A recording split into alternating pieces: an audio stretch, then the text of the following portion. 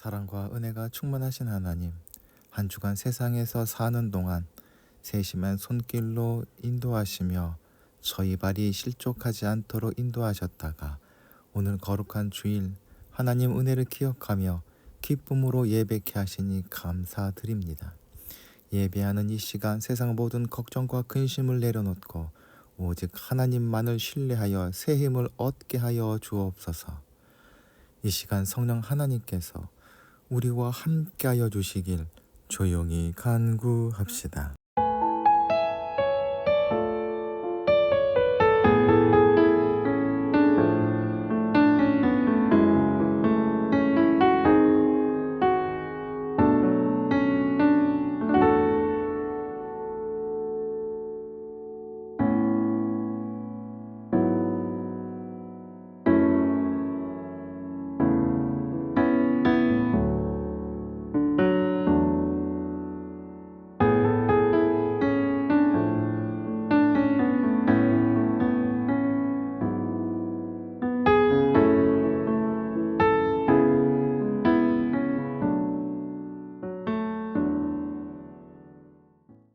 은혜와 사랑의 하나님, 저희를 사랑하사 자녀 삼아 주시고 긍휼로 돌보시사 하나님과 더불어 살아갈 수 있게 하시니 감사드립니다.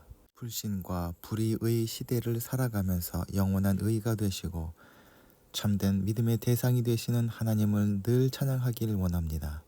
소망 가운데 살아가게 하시고 기쁨과 즐거움을 믿음 안에서 누리게 하여 주옵소서.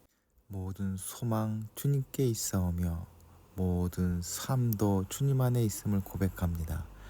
믿음으로 주님께 나아가오니 받아 주옵소서. 성도들이 회개하는 것을 멸시하지 않으시는 하나님, 그 크신 은혜를 의지하여 회개합니다. 하나님께 영광을 돌리며 사는 것이 인간의 본분이라는 것을 잘 알면서도 저희는 하나님의 이름을 높이는 일을 소홀히 하며 예배자의 본분을 다하지 못했습니다. 이웃을 내 몸과 같이 사랑하며 사는 것이 가장 큰 계명이라는 것을 알면서도 저희는 이웃들이 당하는 고난을 못 본 채 하고 그들의 아픔과 눈물에 동정하지 못했습니다.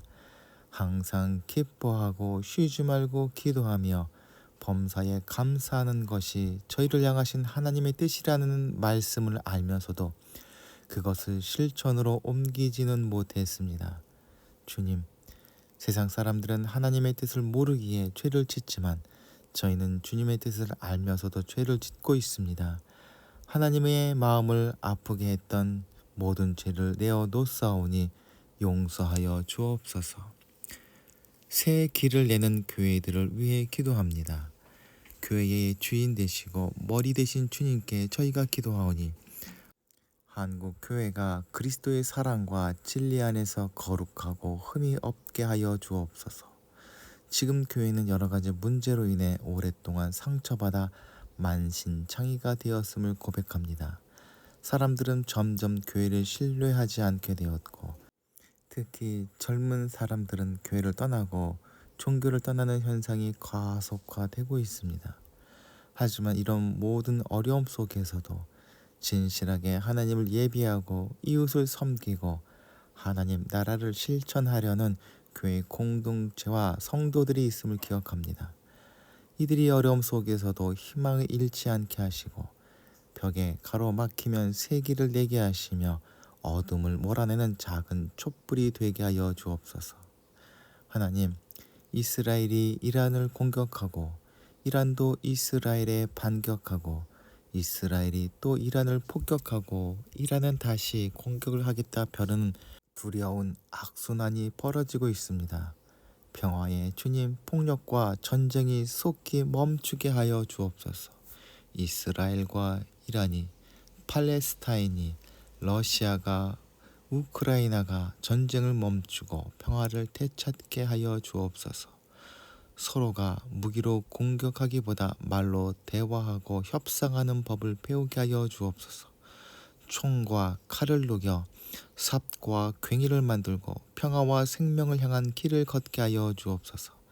저희 마음의 평화를 향한 감수성을 회복시켜 주시고 평화의 꿈을 포기하지 않도록 이끌어 주옵소서. 하나님, 벌써 6월 하순에 접어들었습니다. 하나님께서 맡겨주신 사명에 최선을 다했는지 돌아보게 하여 주옵소서.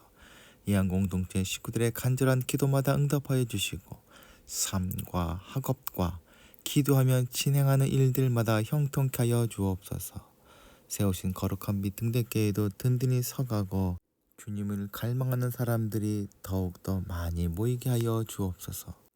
주호군의 건강도 회복시켜 주시고 하나님의 뜻을 이루기에 조금도 부족함이 없는 하나님의 일꾼으로 성장하게 하여 주옵소서. 아울러 세워주신 문봉 책방소도 좋은 소문으로 많은 사람들에게 하나님의 영광 드러내게 하여 주옵소서. 우리 구주 되신 예수 그리스도의 이름으로 기도하옵나이다. 아멘.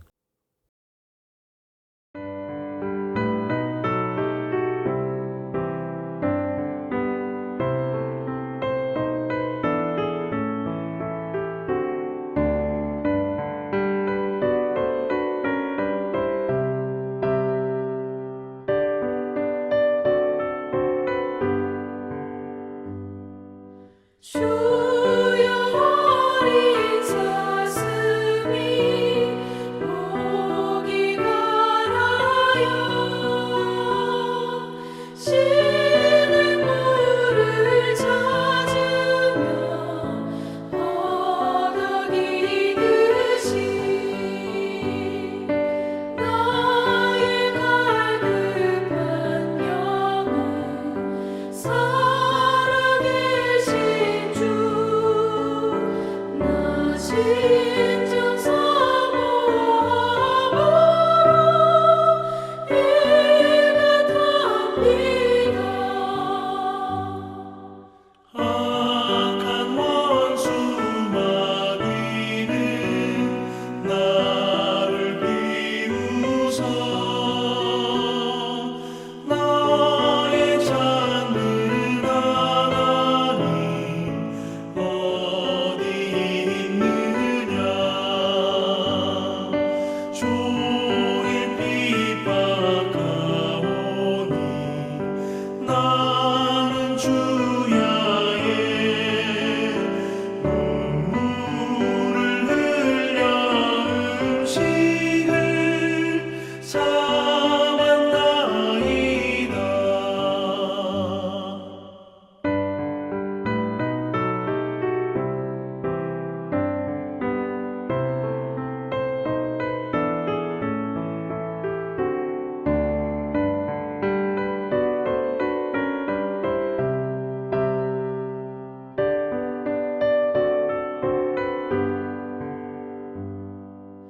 나는 머리 숙으려 한숨 지우니 옛날 상전 그리워 눈물 짓니다. 주의 폭포 소리는 산을 울리고 큰 바다 물결이 일어나 넘치나이다.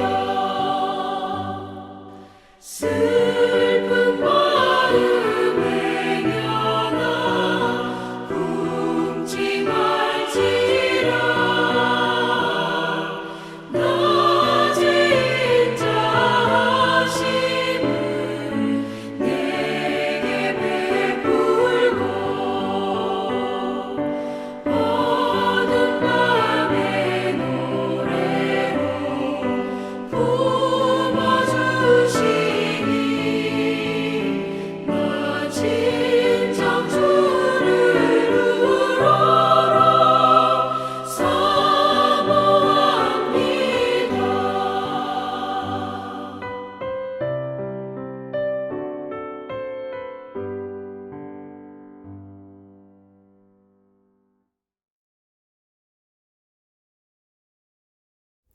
오늘 우리에게 주시는 하나님의 말씀은 누가복음 8장 26절부터 39절까지의 말씀입니다. 그들은 갈릴리 맞은편에 있는 거라사 지방에 닿았다. 예수께서 무태 내리시니 그 마을 출신으로서 귀신 들린 사람 하나가 예수를 만났다. 그는 오랫동안 옷을 입지 않은 채 집에서 살지 않고 무덤에서 지내고 있었다. 그가 예수를 보고 소리를 지르고서 그 앞에 엎드려서 큰 소리로 말하였다. 더없이 높으신 하나님의 아들 예수님, 당신이 나와 무슨 상관이 있습니까? 제발 나를 괴롭히지 마십시오. 예수께서 이미 악한 귀신더러 그 사람에게서 나가라고 명하셨던 것이다. 귀신이 여러 번 그 사람을 붙잡았기 때문에 사람들이 그를 쇠사슬과 쇠고랑으로 묶어서 감시하였으나 그는 그것을 끊고 귀신에게 몰려서 광야로 뛰쳐나가곤 하였다. 예수께서 그에게 물으셨다. 내 이름이 무엇이냐? 그가 대답하였다. 군대입니다. 많은 귀신이 그 사람 속에 들어가 있었기 때문이다. 귀신들은 자기들을 지옥에 보내지 말아달라고 예수께 간청하였다. 마침 그곳 산기슭에 노아 기르는 큰 돼지떼가 있었다. 귀신들은 자기들을 그 돼지들 속으로 들어가게 허락해 달라고 예수께 간청하였다. 예수께서 허락하시니 귀신들이 그 사람에게서 나와서 돼지들 속으로 들어갔다. 그래서 그 돼지떼는 비탈을 내리 달아서 호수에 빠져서 죽었다. 돼지를 치던 사람들이 이 일을 보고 도망가서 읍내와 촌에 알렸다. 그래서 사람들이 일어난 그 일을 보러 나왔다. 그들은 예수께로 와서 귀신들이 나가버린 그 사람이 옷을 입고 제정신이 들어서 예수의 발 앞에 앉아 있는 것을 보고 두려워하였다. 처음부터 지켜본 사람들이 귀신 들렸던 사람이 어떻게 해서 낫게 되었는가를 그들에게 알려주었다. 그러자 거라사 주위의 고을 주민들은 모두 예수께 자기들에게서 떠나달라고 간청하였다. 그들이 큰 두려움에 사로잡혔기 때문이다. 그래서 예수께서는 배에 올라 되돌아가시는데 귀신이 나간 그 사람이 예수와 함께 있게 해달라고 애원하였으나 예수께서는 그를 돌려보내시며 이렇게 말씀하셨다. 내 집으로 돌아가서 하나님께서 내게 하신 일을 다 이야기하여라.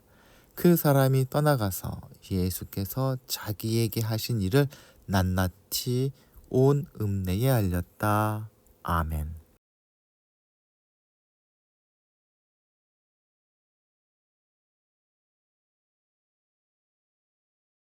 예수님을 통해 우리에게 주신 바 복음은 구원의 선언입니다. 구원은 죽어서 천국에 가는 것만이 아니라 이 땅에서 하나님의 생명을 누리는 것입니다. 이것은 우리 육체와 영혼이 전인격적으로 새롭게 창조되는 과정입니다.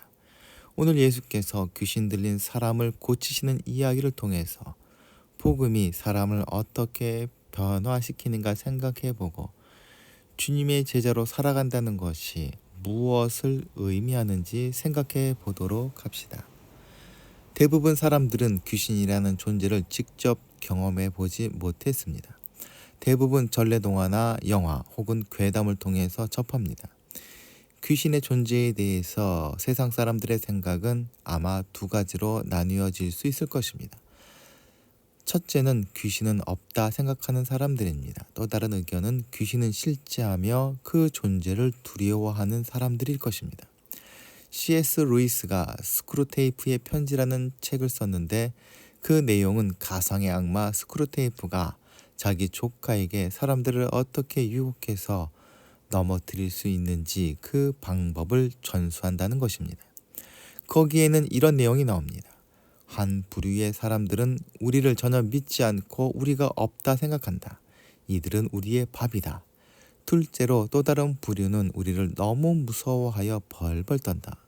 이들은 더욱더 우리의 밥이다. 예수님을 믿고 따르는 그리스도인들은 이 두 부류 중 어디에도 속하지 않을 것입니다. 귀신은 분명 존재합니다.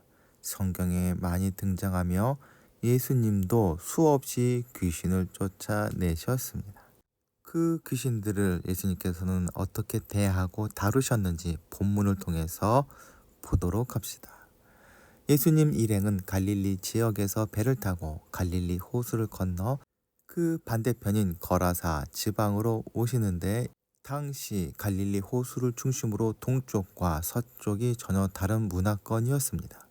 갈릴리 서쪽은 유대인 중에서도 가장 민족주의적 성격이 강했던 갈릴리 사람들이 살았고, 갈릴리 동쪽은 데가볼리 지방으로서 옛날부터 이방인 지역이었으며 또 그리스 로마 문화가 지배하는 곳이었습니다.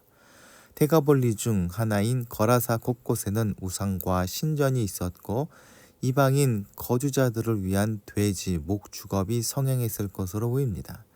율법에 따라 부정함을 피해야 하는 유대인들에게 있어 이방인은 접촉하지 말아야 할 사람들이고, 돼지는 율법이 절대적으로 금지하는 불결한 짐승이었습니다.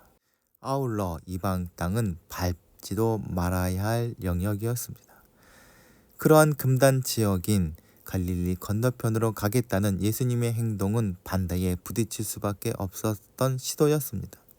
그리고 갈릴리 바다를 건너던 예수님 일행이 광풍을 만나는 사건은 자연적인 풍랑만이 아니라 예수 공동체 내부에서 생겨난 혼란과 충돌을 암시한다 볼 수 있을 것입니다.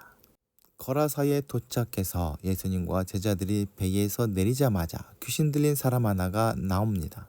이 사람은 악한 귀신에 들린 아주 부정한 사람입니다. 또 무덤과 같이 아주 부정한 죽음의 장소에서 사는 사람이었습니다. 구약 율법에 따르면 시체를 만진 사람은 부정하게 되는데, 이곳은 무덤이니 전부 시체만 있는 곳입니다. 이 사람이 언제 어떻게 귀신에 들렸는지는 모르지만 그는 근처 마을 출신이었습니다. 다른 사람들과 다를 바 없이 마을에서 같이 살던 사람인데, 언제부터인가 귀신에 들려서 이렇게 되었고 회복되지 못한 채 오랫동안 살아왔다 합니다. 이 사람을 지배하고 있는 귀신, 그 본질은 파괴에 있습니다. 귀신은 한 사람을 파괴하여 인간다운 삶을 살지 못하게 만들고, 이후에는 돼지떼에 들어갔을 때 돼지떼를 몰살시키며 돼지떼와 함께 귀신 그 자체도 파멸에 이릅니다. 오늘날에도 계속 들려오는 끔찍한 사건 사고는 귀신 들림이 아니고서는 설명할 수 없어 보입니다. 보험금을 노리고 배우자를 비롯한 가족을 살해하거나 공공장소에서 총을 난사하며 수많은 사람들이 사는 도시를 향해 미사일을 발사하는 끔찍한 결저 등이 그래 보입니다. 이러한 끔찍한 귀신의 지배를 받는 사람이 예수님을 만났을 때 그 사람의 삶이 어떻게 변화되고 구원받는지 살펴보도록 합시다. 예수 그리스도가 그 지방에 들어가셨을 때 귀신이 먼저 예수 그리스도를 알아보았습니다. 귀신들은 귀신 들린 사람의 입을 통해 예수님께 간청합니다. 더없이 높으신 하나님의 아들 예수님, 당신이 나와 무슨 상관이 있습니까? 제발 나를 괴롭히지 마십시오.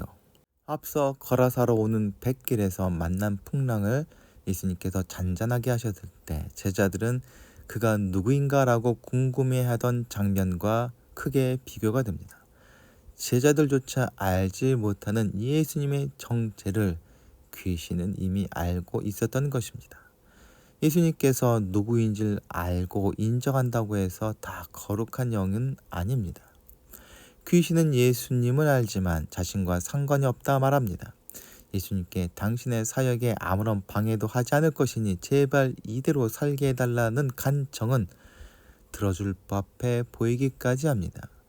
이러한 이야기는 오늘날에도 많이 들립니다. 나를 괴롭히지 말라는 귀신 들린 사람처럼 예수님과 상관이 없는 삶을 사람들은 나를 성가시게 하지 말라 말합니다. 그냥 내 방식대로 내가 알아서 살아갈 테니 내 삶에 개입하지 말라는 얘기입니다. 예수님께서 귀신을 향해 그 이름을 묻자 귀신 들린 사람은 자신의 이름이 군대라 밝힙니다. 군대 혹은 군단이라는 헬라어는 1차적으로 귀신의 말과 같이 많다라는 의미인데, 이 단어는 당시 사용되던 군사적 용어로서 보병과 기병 그리고 보조 군대로 구성된 로마 제국의 군단을 가리키는데 대략 6,000명으로 구성되었다 합니다. 그래서 신학자들 사이에서 이 죽기 사역을 단순히 개인에 대한 죽기뿐 아니라 사회적으로 로마 제국에 억눌려 있던 당시 상황을 묘사하는 것으로 해석하여 본문에서 예수님의 죽기 사역이 단순한 개인을 위한 죽기 사역이 아니라 로마 제국으로부터 핍박받고 있는 유대 사회가 예수님의 사역으로 인해 자유를 얻게 될 것임을 시사한다 주장하기도 합니다. 그렇다면 우리를 억압하고 짓누르고 있는 이 시대의 군대 귀신은 과연 무엇이겠습니까? 군대 귀신을 사람을 사람답게 살지 못하게 하는 모든 것들을 통틀어서 지칭한다고 할 때 배금주의, 한탕주의, 이기주의, 시기, 질투, 미움, 분노, 탐심 등 다양하게 생각해 볼 수 있을 것입니다. 이렇게 보면 이 세상은 역시 본문에 나오는 귀신 들린 이방 사람과 다를 바가 하나도 없어 보입니다. 어쩌면 부흥과 능력과 크기를 추구해 오고 있는 교회 또한 자신도 모르는 사이에 군대 귀신에 사로잡혀 있는지 모르겠습니다. 흥미롭게도 군대 귀신 또한 예수님께서 하나님의 아들인 것을 믿고 있었습니다. 아무리 많은 귀신들도 결국 예수님을 당해낼 수 없었습니다. 귀신들은 자신들의 정체가 발각되자 지옥으로 던지지 말아달라 간청합니다. 한 남자를 자신들의 통제 아래 가두었던 귀신들은 예수님의 권세에 의해 지옥으로 떨어질 것을 두려워합니다. 예수님께서는 귀신들의 요청을 들어주지 않았습니다. 그러자 귀신들은 그곳 산에서 사육되고 있던 돼지떼에 들어가기를 허락해달라 요청했고 예수님께서는 허락하십니다. 귀신들은 남자에게서 나와 돼지떼에 들어갑니다. 이 장면은 살아있는 생명체를 괴롭히는 것을 목표로 삼는 귀신들의 속성을 보여줍니다. 돼지들은 귀신의 세력에 의해 혼돈에 빠져 피탈 아래로 달려 호수에 빠져 몰사하고 맙니다. 아마도 더러운 귀신들은 생명체에 들어가기만 하면 그래도 생존할 수 있을 것으로 생각했으나 결과는 귀신들의 생각과 완전히 달랐습니다. 상징적인 의미에서 지옥은 물 아래에 위치하고 있으므로 귀신들은 돼지떼에 들어가 생존한 것이 아니라 물 아래 지옥에 갇혀버린 것입니다.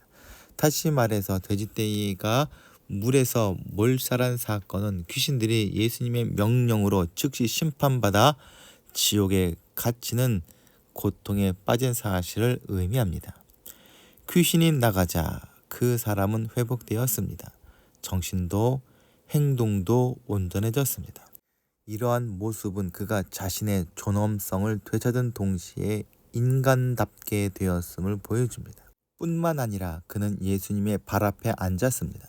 발 앞에 앉다라는 말은 관용구로서 제자가 되었다는 뜻을 가지고 있습니다.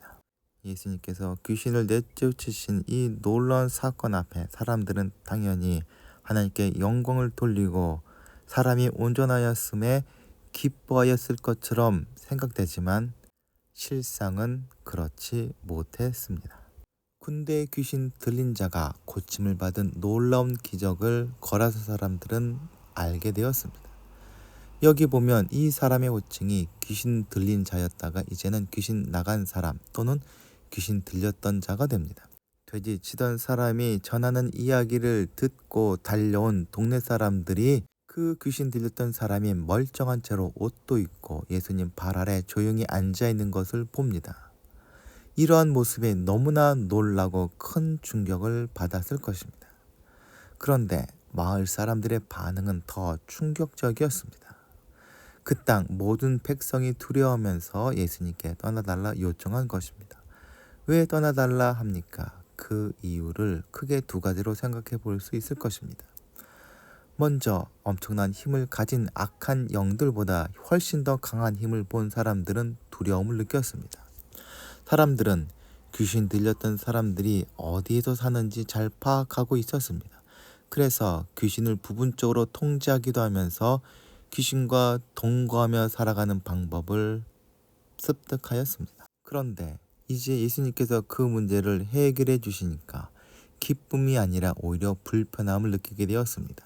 거라사 사람들에게 아무리 엄청난 능력이랄지라도 자신들이 예측하거나 통제할 수 없는 힘, 즉 자기들이 원하지 않는 방향으로 이끄는 힘은 두렵고 꺼려지는 것이었습니다.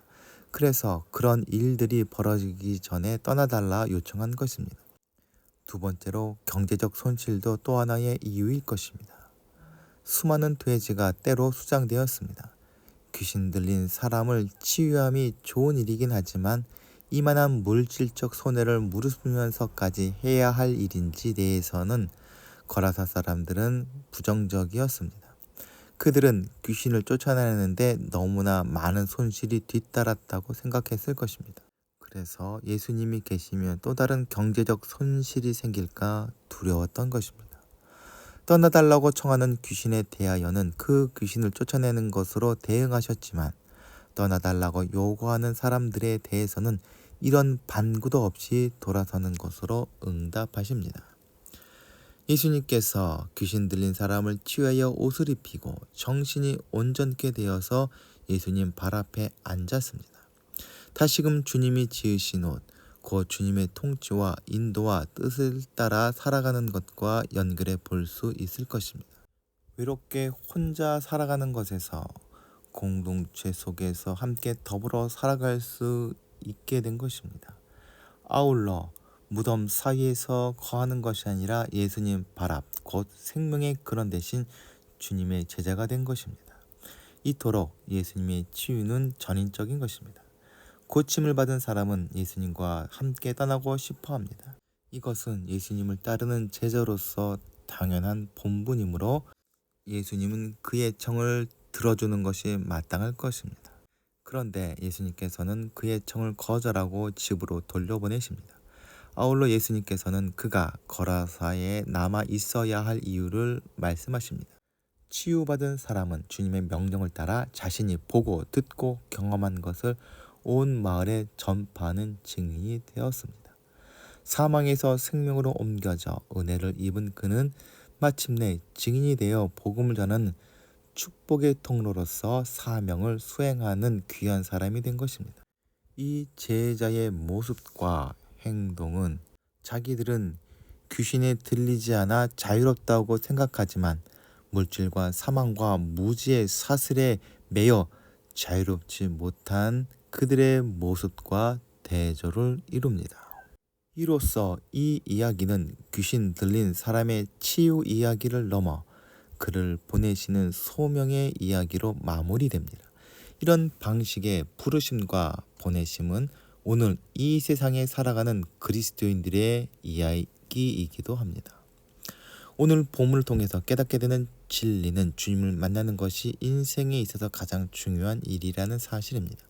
주님을 만난다는 것은 단순히 예수님을 아는 것을 의미하는 것이 아닙니다. 예수님을 전인격적으로 만나고 관계를 맺는 것이 중요합니다. 귀신 들렸던 사람은 예수님을 만나기 전에 마을 사람들에게 있어서 철저히 버려진 인생이었습니다. 그러나 예수님은 그렇게 보지 않으시고 그를 불쌍한 하나의 잃어버린 영혼으로 보셨습니다. 그리고 찾아오셔서 그를 구원하셨습니다. 예수님은 수많은 돼지떼의 희생을 무릅쓰고도 그를 치유하셨습니다. 한 생명일지라도 이 세상에 어떤 것보다 더 귀중한 것임을 직접 보여주신 것입니다. 심지어 이 세상에서 가장 가치 있다 여겨질 것일지라도 그것이 결코 인간의 생명을 대신할 수 없다는 것을 보여주신 것입니다. 또한 예수님은 이 사람을 한 불쌍한 영혼으로 보신 것뿐 아니라 주님의 증인으로 보셨습니다. 이제 치유함을 받은 우리를 향해 주님은 여기에만 머물지 말고 가서 다른 사람들을 치유하라 말씀하십니다. 이 소망의 메시지를 전파하라 또한 말씀하십니다. 예한 공동체 식구들 모두 주님께 치유받고 구원받은 사람들이자 세상으로 보냄받은 제자들입니다. 이제 각자의 가정과 삶의 자리에서 주님의 치유와 은혜가 충만하여지길 소망합니다. 다 함께 기도하시겠습니다. 사랑과 은혜가 충만하신 하나님, 사람답게 살고 있다 생각했지만 오늘 말씀 속에서 만난 귀신 들린 사람과 다름없는 삶을 살고 있었음을 깨닫게 해주시니 감사드립니다. 저희를 짓누르고 있는 군대 귀신이 무엇인지 각자 돌아보게 하여 주옵소서. 하나님, 이 시대의 군대 귀신으로부터 해방시켜 주옵소서. 나아가 사람답게 살아갈 수 있는 은혜를 베풀어 주옵소서. 그리고 변화된 저희 모습을 통해 아직도 하나님을 모르고 하나님을 배척하는 세상 사람들이 하나님이 누구신지 바로 깨닫고 영접하는 역사가 일어나게 하여 주옵소서. 우리 구주 되신 예수 그리스도의 이름으로 기도하옵나이다. 아멘. 다 함께 공동체의 고백을 하겠습니다. 하나, 우리는 문제가 있습니다. 둘, 문제에는 끔찍한 대가가 있습니다. 셋, 하나님은 그 해결책을 가지고 계십니다. 넷, 그 해결책은 믿음으로 누립니다. 지금은 우리의 선한 목자 되신 예수 그리스도의 은혜와 하나님 아버지의 무한하신 사랑과 날마다 우리로 승리케 하시는 성령님의 역사가 이 시간 머리 숙인 사랑하는 이양공동체의 식구들과 가족과 기도하며 진행하는 모든 생업 위에 지금부터 영원토록 함께하여 주시길 간절히 축원하옵나이다. 아멘.